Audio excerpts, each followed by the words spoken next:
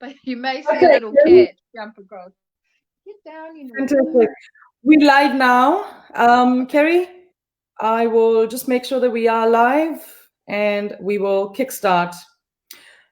Okay, guys.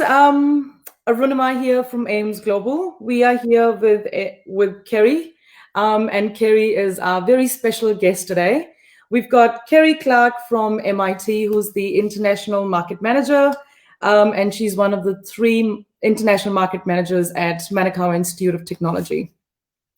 Hello. Um, Thank you, Kerry, for joining us. We really appreciate you coming out and joining us at 8 o'clock. And I know that you've got a full-on personal life right now, which I won't talk about with your dogs and cats. So we really appreciate Yeah. you. Yes, thank you. And I appreciate Um, the initiative. Thank you. So just to set the scene today, guys, we've done a few of these sessions, and they've been about immigration and the recent changes in immigration and how the whole COVID-19 situation has impacted a lot of you guys. So today we thought we'll change the flavor a bit. And this session has been followed after a poll that we did. So as you know, that we have a Friday poll, which runs for about 24 hours on our Facebook page. And the last poll confirmed that about 52% of people that responded will consider studying again in the areas of skill shortages in New Zealand if their jobs have been impacted by COVID-19. So what we thought was we will actually bring out the education providers to you guys rather than you go to the education providers. We've got the expert from the provider here, and we will try and tackle all the questions that we can about the courses and see what courses we can find that align with the skill shortages in New Zealand. I do want to give a disclaimer here because I know Kerry's going to be doing a lot of the talking today, so I might as well get it out of the way. So the disclaimer is that if you have any questions that are really specific to immigration, that are not related to MIT, you're more than welcome to ask in the comments. I will not be addressing that question during the live session, but we've got our licensed advisors here. And so we will individually respond to that question as well, because I know with the whole amendment bill in front of the parliament, there's a lot of immigration questions that you may have. So we will park on those for later on. Kerry, just to give you a little bit of heads up, I am expecting people to join us from within New Zealand today. So there's a lot of people that are considering studying again, or maybe they're becoming first-time student visas, but these people are within New Zealand borders. Then we are also expecting some of our South African clients to join us from South Africa, because this time zone works really well for that as well. And then we are expecting quite a lot of people to join us from Indian subcontinent. So we'll keep the flavor for all of that. Okay, so without further ado, we will get into the questions. So Kerry, we've collected quite a few questions from the audience, and people have emailed us some questions. So what I'll do is we'll wait for the questions to build up, and in the meantime, we will start going through our list of questions. Is that all right? Yeah, no problem. Before I do that, Kerry, do you just want to talk to us about MIT and what is it that MIT offers to students? What is the support that the students get? Why should they choose to study at MIT? Okay. Well, thank you very much for the opportunity. I think this is a nice way to reach out to people who may have questions about what their options are. MIT, or Manukau Institute of Technology, is a government institute of technology, and we're located in Auckland, in South Auckland. We were New Zealand's first established polytechnic, and this year we're celebrating our 50th anniversary, our Golden Jubilee. So we've been working with the economy, especially of Auckland, for 50 years. And one of our main roles is providing people with meaningful qualifications that give them that combination of professional expertise along with practical knowledge. So it's a really strong balance. Now we work with a number of employers, so recognition of the school, so the quality of teaching and the quality of the teaching environment is well known. We have data that's come back from the New Zealand government that talks about employability of students and salaries paid. And when that data came out, it actually put MIT degree graduates at the top in terms of their earning capability and their employability. So we were very happy with that outcome because it was showing us that we listen a lot to what employers talk to us about, and that's really a key goal for us because we see our role as providing support for employers in our city. So yeah. So Kerry, that's kind of what we're known for. Just on that, and you make a really, really strong point about employability, because a lot of the audience that's going to be joining us today, these people are in New Zealand, so they may have come in for courses that they did not know back in their home country, that especially in India or the subcontinent, whether those courses were going to be adding value. They've been here for a few years, they know the market, and they know the gaps in the market. And I think one of the things we've been telling people is that, COVID has sort of changed the scene of immigration. These are valuable migrants, and those skill shortages in New Zealand. So when you talk about employability altogether, is there specific sectors where there are better outcomes that MIT may have seen compared to the others, in your view? The ones that spring to mind for us, we do very well with our engineering students because we have courses that cover most of the main engineering areas. Nursing is another very strong area for employment, IT, early childhood teaching, but also programs like baking and cookery have always been consistently strong. We've also seen in the past good outcomes in areas like horticulture, because often the students that come to study with us, they're very motivated towards the qualification that they're choosing. But we do think it is important that students at this time talk to people like AIMS so that they're getting really strong advice in terms of what they can do with their qualification when they're finished, because it is a different time. But we think there'll be more opportunities in some areas, so it won't be all, it won't stop. Yeah. So we have to look at what will happen post COVID-19. And like we said, we've said in our multiple sessions that we understand that obviously government's priority is going to be at New Zealanders, and we citizens, unemployment rates going high affects every single one of us. We don't want that as a country, but there are areas where there are skill shortages that cannot be filled in by local workforce. So where is that going to come from? And I think for the longest time, I've said that there's always been this disconnect between international education and those gaps. So I think what we're going to try and do today is just try and have a conversation, and then see what questions come up. And I think for those of you that are just joining us now, a really important piece of information that I forgot to give you at the start of this is that Kerry has been with Manukau Institute of Technology for 25 years.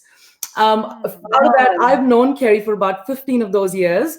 And I think you are probably the most experienced person in the international education industry, one of the most experienced people in the international education industry that I know that's still around, because a lot of them have moved on in different roles. So absolutely fantastic that you are doing this with us. So we're very privileged that you've taken time out to do this session with me today. I'm grateful. I think I meet people like yourselves, Arunima, and I see someone who has a real passion for what they do, and you enjoy what you do, and I feel the same about the work that I'm doing. And I think that's something, we know that these are difficult times and people are making difficult decisions, but if you can find something that motivates you, that you can be successful in, I think that's just as important in terms of the outcomes. Listening. So I'm going to jump straight into the actual questions, because these are the questions that people have been sending to us over the last 48 hours in anticipation for the event. So Kerry, you talked about the bakery course, and I think this is one of those courses every restaurant, cafe in New Zealand needs to have a chef or a baker. You cannot not have these new worlds in your pack and save. They all need bakers. And there's not enough people within New Zealand to suffice it. So there's obviously reliance on migrant labor. So the first question for you is that if someone's onshore and they are looking at entering into the bakery industry and becoming a baker, In immigration's requirement is that they only need to have a level 4 or a 3 years relevant experience. So the question is, can someone get into the bakery course just with an offer letter for a level 4 certificate, or do they need to have a level 4 and a level 5 both to begin with? If they're in New Zealand, so we make a difference between people who are onshore and offshore. But if you are onshore, there's more flexibility. So if you want to do level 4 only and leave after level 4, you can leave after level 4, because level 4 is a standalone qualification on its own. Okay. Likewise, if you decide after a year or two that you want to come back, you can apply to come back into the program. The only thing they would just check is that what you learnt maybe 2 years previously or however previously was still part of the curriculum.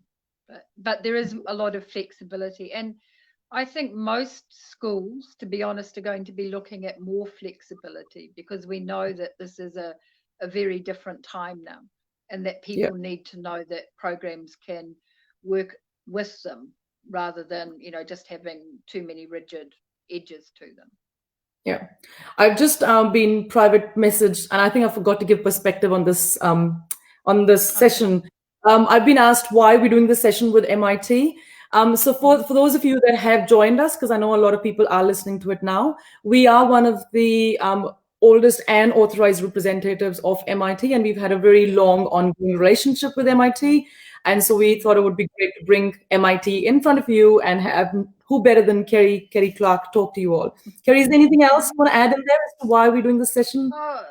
And Why you've also, agreed? I think whenever we have someone coming to us on shore, we strongly, strongly recommend that they go and talk to a licensed immigration advisor. And AIMS is always one of the schools that we recommend that people talk to. So what we look at is someone who will give students really honest and open information, and that's something that AIMS is very well known for. Plus, we have to be honest, Arunima, we read your newsletter the same way everybody reads a newsletter. You've got tremendous knowledge about what's happening now, but what could also potentially happen. And that's important for us, because we're really clear that we cannot give immigration advice because we just simply don't have those skills. It's a completely different skill set for us. So we're happy to have the conversation about qualifications and how they might help. And working with a partner like AIMS, we think adds a lot of value to that conversation. Thank you, Kerry. So getting on to the engineering courses, which have been, that's a question. Obviously, MIT is quite known for the engineering courses. So if you have someone who's onshore and say they've done a bachelor's BTech from India, be it in civil or mechanical or electrical, and they've come in to do a grad dip in business or project management in New Zealand. They finished the course and they've now taken series of open work visas. What is the situation for them? Obviously, when they're onshore, they're looking at residence pathways. Engineering fits into the skill shortage areas. Is there an option for them to go back into doing engineering and then also having an open work visa? Can they go back into bachelor's with an RPL, or can you explain that? Yeah, what they can do is we have the school did an assessment project, so they looked at a range of degrees in India, because we saw that we were getting a lot of students coming from the same institutions or the same type of institution. So we have something in place called credit recognition. So credit recognition is where we recognize the degree. And then what the school did is they made a very clear assessment. So someone with, for instance, a BE would be eligible for up to 2 years of credit recognition, which means they could finish the bachelor's degree at MIT in 1 year. Someone with a BTech would need to complete the qualification in 1.5 years. Now, what we look at is that a student should have passed their degree with a good second division pass, so above 50% GPA. And they should, if it's a 4-year degree, they should not have taken more than 5 years. So those are the Absolutely. main criteria around RPL, and most of that has been mapped so that it can come into the international team, and in most cases they can go back with an offer. In some cases, we will still go back to the school. So we also take into account how long ago someone completed their qualification. So if it's more than 5 years, what we do is we refer that to the school. But normally, what we find is most candidates who have a gap will also have relevant work experience. So as long as someone can provide us with a detailed CV, then we can pass that on to the school and they'll advise us what we can offer. But that has been working very strongly for us. That's fantastic. So basically, if I understand this correctly, someone who wants to go back to engineering can actually apply for the RPL, get into the bachelor's degree again in New Zealand, finish that degree in say about a year, year and a half, depending on obviously Yep. their case and the background. And once they finish the year, year and a half, and this is sort of my immigration hat on, once you finish your bachelor's degree, you will be eligible to get another post-study work visa for 3 years, which allows you enough time to look for a skill job. So that's a fantastic pathway for a lot of those people that have left engineering and then have come in to do business and are now working at dairies or supermarkets with really not much pathways. So that's fantastic. Thank you for that. We've got a lot of live questions. Oh, yeah, Sorry. no, you go. I was just going to say there's a lot of benefit around doing the degree because the degree comes under the IPENS or the Engineering New Zealand recognition group. Plus, it's an internationally benchmarked qualification. It comes under the Dublin Accord. So there's a lot of strength in doing that degree program, which we think sets them up better around that employability. So yeah, if you've That's got live questions, let's go with Yeah, them. we've got quite a few built up here, so we'll try and go through these. So, we've got someone asking whether MIT offers short trades courses to international students. That's something that We you and I have don't, line. yeah, So, we don't currently offer our trades programs to international students. The main reason we do that, and Runama will be able to answer, oh, sorry, better than I do, is most of our trades programs finish at level 3 and it yeah, becomes, and then they require students to go into a job, and we could never ever assist students with getting into a position where they could get a job which would lead to them being able to get an apprenticeship. yeah. With trades, I think they look short because in most cases, if you look at our websites, it will just show 1 year of study, but you're required to complete at least another 3 years of on-the-job training. So you don't really have your qualification until you finish that 3 years of on-the-job training. And the on-the-job training after a level 3 is a little more difficult. Yeah, and I think from an immigration perspective, there is something called ANSCO, which is ANZ SEO. Lots of trades positions would be sitting at skill level 3. So say, for example, if you have someone who's a plumber or a drain layer, they're at skill level 3, and ANSCO requires a minimum of a level 4 qualification before they can actually be awarded a work visa on that position. And so, it's like a chicken came before the egg situation, because how do they gain the 3-year on the job training work experience if they don't have a work visa? Unless you're on, I think we've done this in exceptional cases for people that have been on partnership visas. So they've had long enough partnership visas and they can possibly look at this as a pathway. But for most others, it is quite a difficult route to It go was a through. bit risky, I think, Yeah. and it's a lot of money to spend. So we just Yeah, felt wasn't. but if there is someone, there is someone who is on a partnership visa, and the partner has got long enough. So say the partner is doing a master's and they've got 3 more years of open work visa. For them, yes, they'll have enough time to be able to do this with MIT and then be able to go on an open work visa so they can obtain the on-the-job training. So if you've got any of those cases, please feel free to contact us. We've got this next question here from Namrata Kerry. It says, any master level 9 course, as I completed my level 8 in business, can I get subject waive off a reduced fees for the subject I've already studied? So basically, I think what she's saying is she's done a level 8 in New Zealand. I think it's business. Yeah, it's business. Can she get into a master's in business if MIT has one? And can she get cross credits for what she's done? Yeah. At the moment, unfortunately, we don't have a master's in business, but we're launching and we're starting postgraduate qualifications, including masters in digital technology. So we have it Yeah. in IT, but not at the moment in business. But you could, there are other polytechnics, so you could possibly talk to Unitech. You could also maybe talk to Otago Polytechnic, or I'm not sure if EIT, but maybe talk to some of the other Yeah. ITPs about what they might be able to offer in Namita, we've business. got a few other sessions coming up with few other providers, so there will Good. be a range of courses that will be covered with others. Mm. So, Kerry, does MIT have a Masters of Applied Technology program? We have, yeah, it's a master's in applied technology, digital technology, and the And two who's quite heavy on specializations programming? are cybersecurity and data analytics. So I've got Vishnu So here asking, is the Masters in Applied Technology quite heavy in programming? Is there an October intake? Is this going to be online so I think he's offshore, so will it be online delivery till he arrives in New Zealand? Is the program 100% based on written exams? Any scholarships? So there's a whole lot of questions that Vishnu's asked us. If you just want to talk about the Masters in Applied Technology, please. yeah, so at the moment, as most people will understand, we are teaching online as a result and response to COVID-19, but that's only available to international students who are in New Zealand. So we don't offer online to international students offshore because we can't support it properly. It's really important that we have support in place for our students when they're being taught.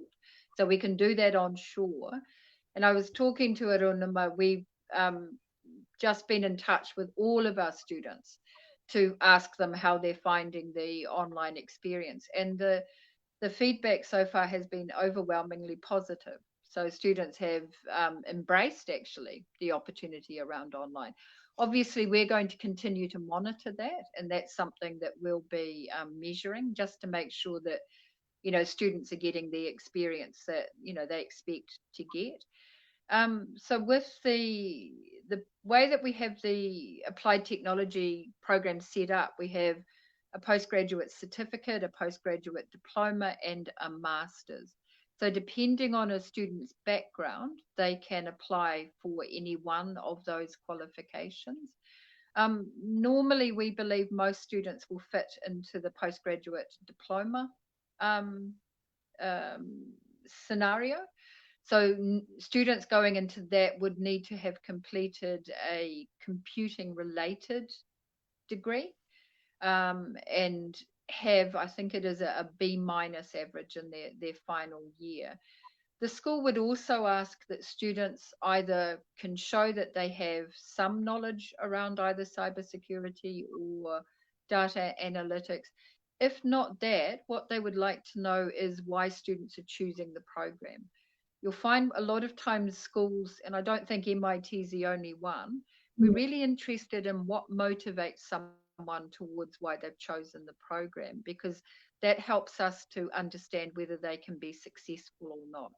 Because sometimes we get students who come in and say, I'll just do that because that's what someone suggested for me. Yeah. And you're the one doing the learning. So with those postgrad programs and masters programs, if students can just give some way of showing us why they're interested in the qualification. Yeah. um And I think we've it's in the best spoken. interest of the Yeah, student as well as the provider to make sure that the student that gets into the course will actually pass the course, right? exactly. I think that's why there's this emphasis on why do you want to do the course, so Yes. you can probably understand that the student will actually make it to the end, because that's Yeah. that's the win-win for everybody. Well, we've all studied and nobody loves every part of our study. There's always bits that we hate and we still have to pass it. But if we're really motivated, we'll find ways to, work our way through that. So, I think studying is wonderful, but we just have to be realistic about, how successful people can be. Mm. Yeah. No, that's fantastic. I think there's a few questions coming, Kerry, around people that are offshore and they've sought offer letters. Okay. but they can't sort of start because of the immigration scene. And if I understand this correctly, please correct me if I'm wrong. So people that are already with MIT within New Zealand and studying can get onto the online mode, and MIT is providing that. But anybody that's offshore, and I will again put on my immigration hat, and hasn't really started, hasn't got a student visa yet, you wouldn't be able to start online just yet. So I think Gary, and the others that are listening, this is a space to watch, because there's a lot of things that need to go on in the background. There's still conversations that are happening to see what's going to happen for those students, because you don't want to be, and I think no provider would want to start the course and then realize that you can't get an open work visa later on, or post-study work visa. So I think just hang them there, I would suggest. I've got the next question here, Kerry, for you. It says, can someone with a business background and working in, say, retail, so say someone in New Zealand, they came here to do a business course, level 5 and 6, and they were working in, say, a retail shop or a liquor store, and now they want to get into engineering. Is there a way that they can just do into a bachelor's degree, get into a level 5 and 6, or maybe have a pathway to get into the engineering because they've got no background in engineering? What's for these people?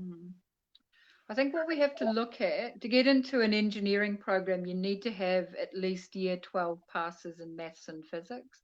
So we will go back to their schooling, and if they have got passes in maths and physics at year 12, depending on how well they do. So if you've done well in your year 12, if you've got, I think it's above 70% GPA, you can join straight into the degree.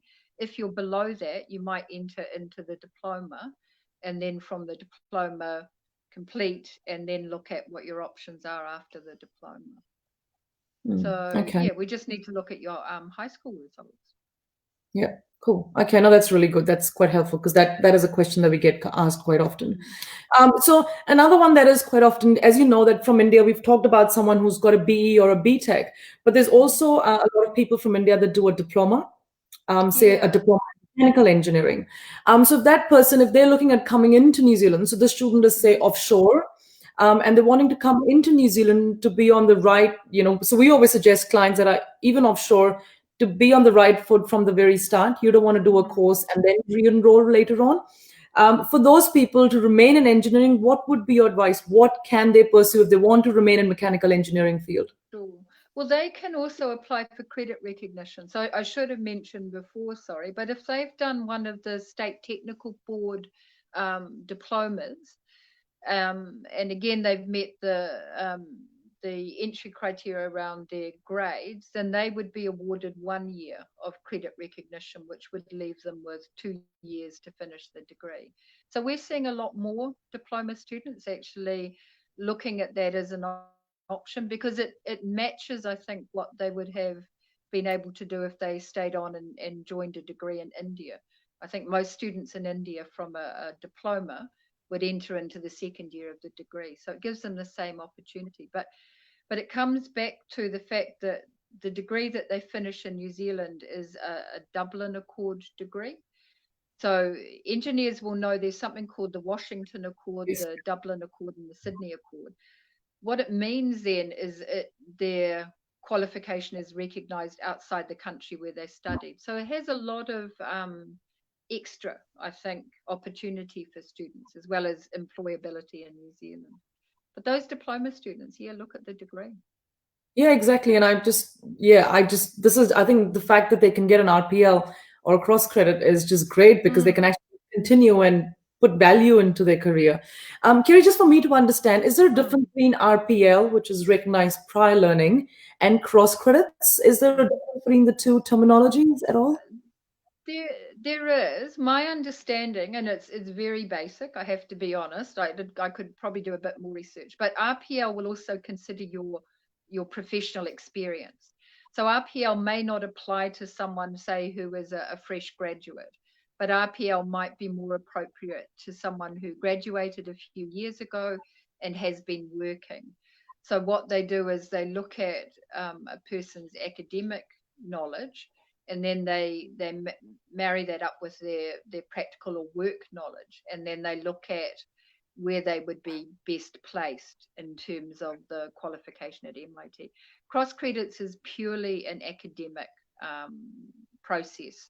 So with cross credits are different to credit recognition because we don't have to look at it on a paper by paper basis, whereas cross credits go right into the detail of the program. So yeah, there's options for students to look depending on their background.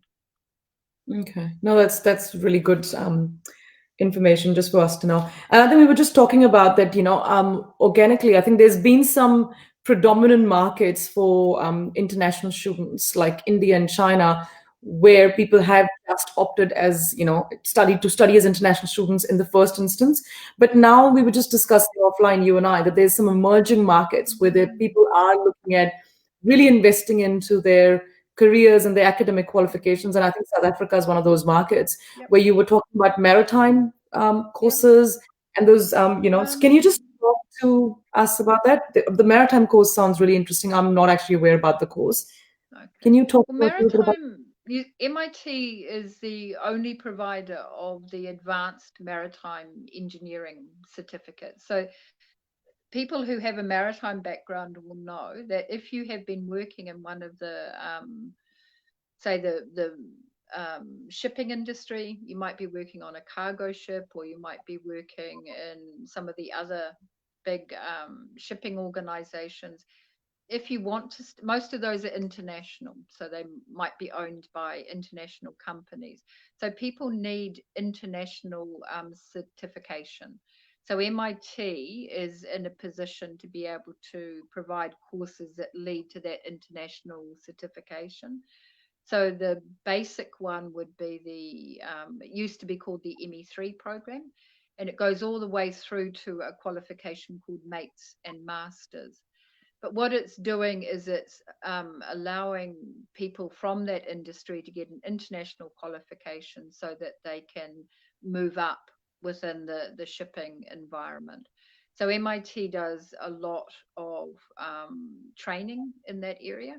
And we've been seeing an increase in students coming through from the UK, coming through from India, from Sri Lanka, from a range of countries coming to join the qualification. Fantastic. And I think just on coming back to the IT side, there's two new courses that you were talking about that are starting in July intake, isn't it? You've got the postgrad Yep. dip and the master's. So do you just want to talk about those specializations that these courses Sure. cover? So we are offering them in data analytics. Data analytics has been a really strong program for us on our degree, and I think more and more we're seeing that there is a real need for people to be able to provide meaningful reporting.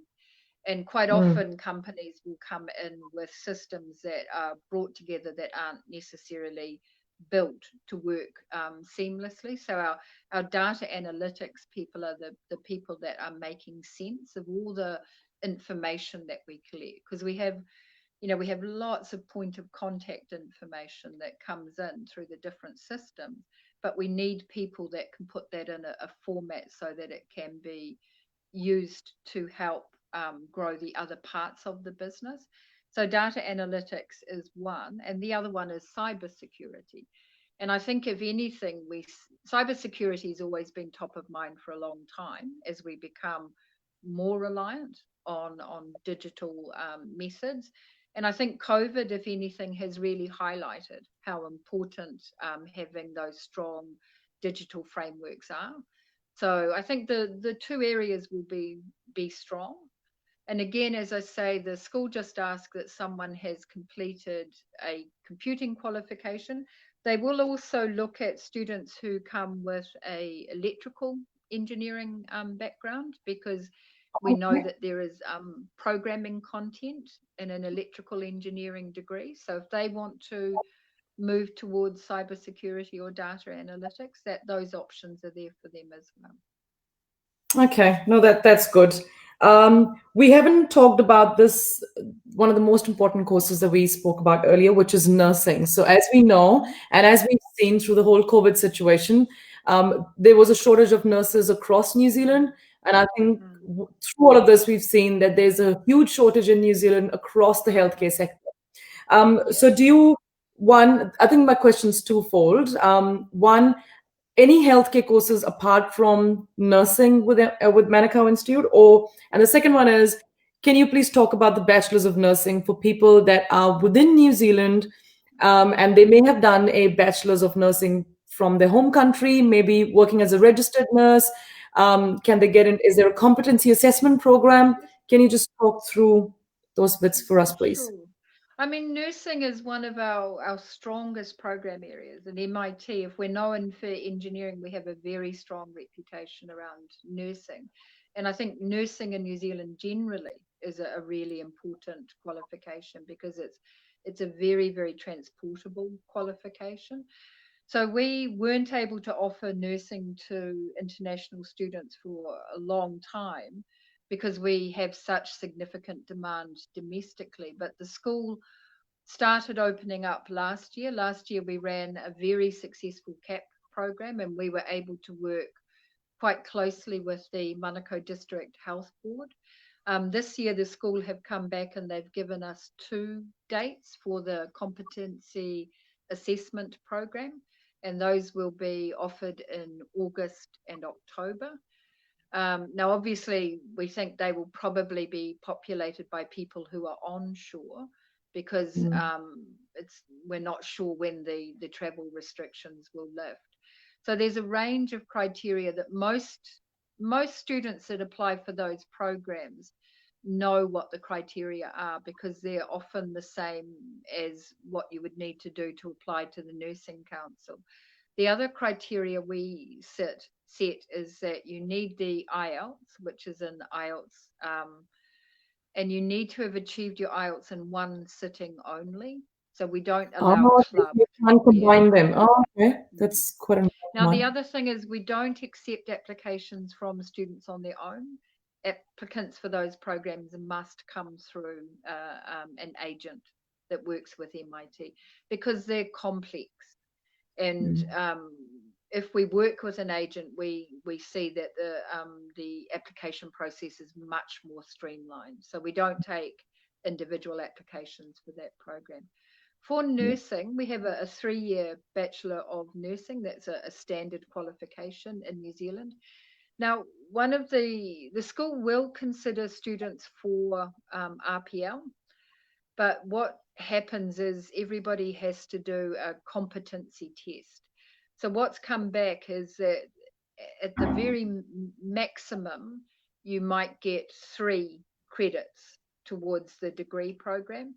And that, as well as the academic assessment, it also requires the practical assessment.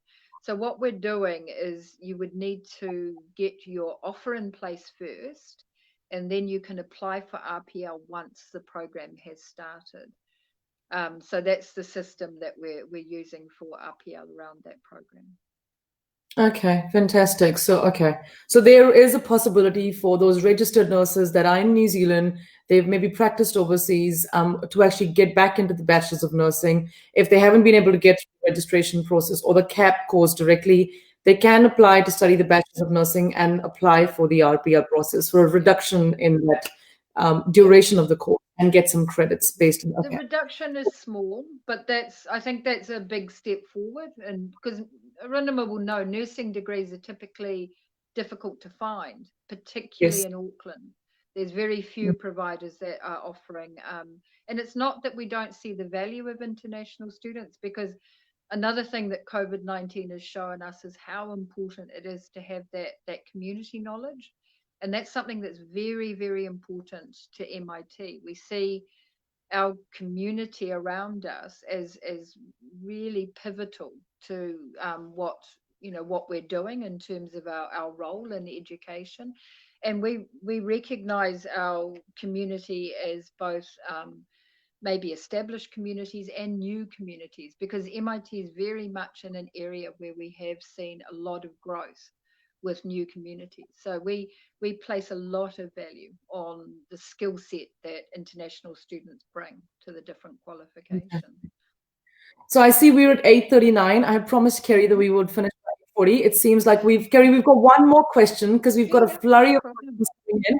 And guys, I know that we won't be able to get through all of your questions, but we will respond to each of your questions individually. So we do have a team attending to your comments right now, and we will come back to you individually if you're not able to get to it.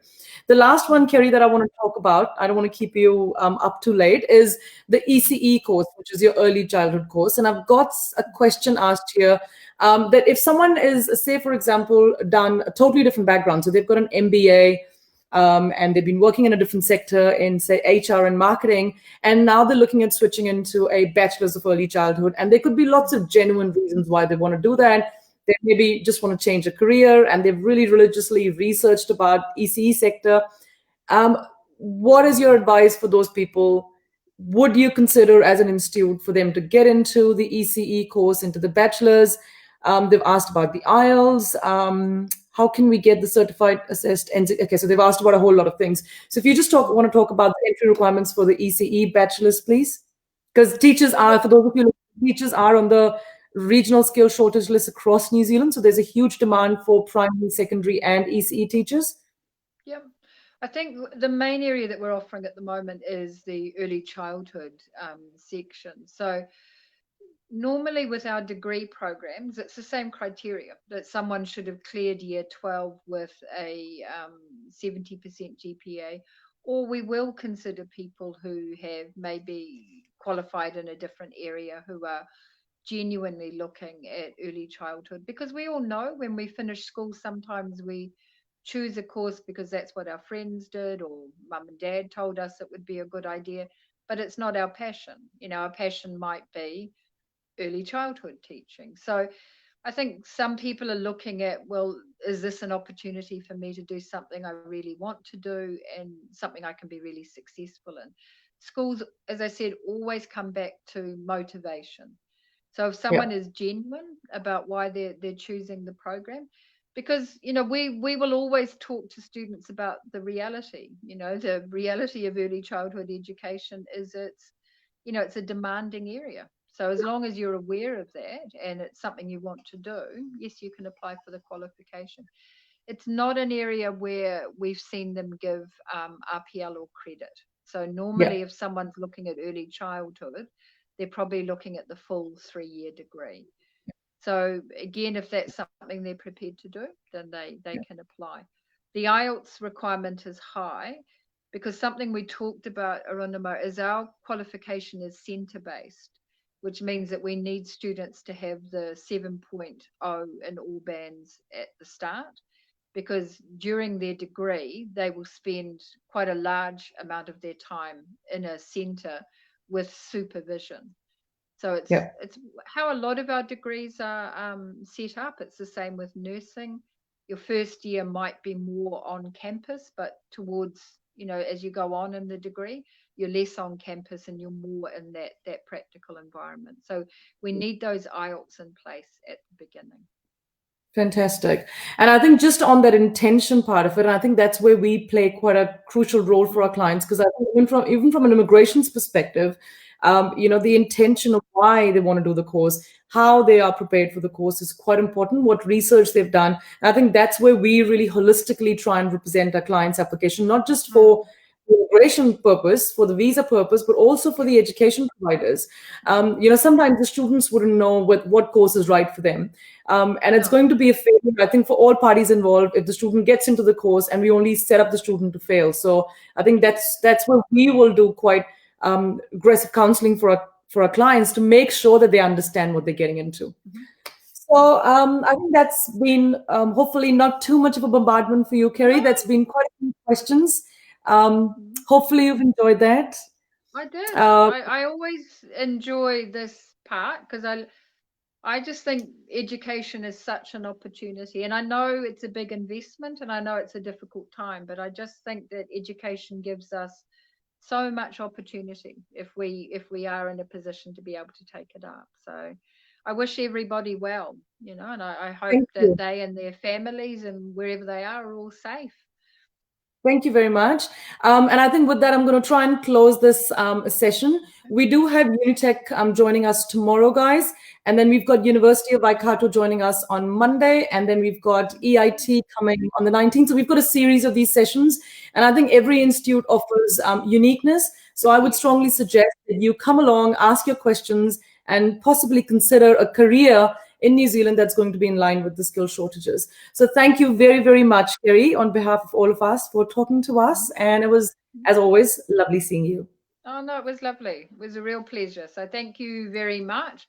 So it's going to be a technical question. So I just click the button and leave. Is that right? I'm just doing that now. Or Yes, you can just. you'll accept me. I will.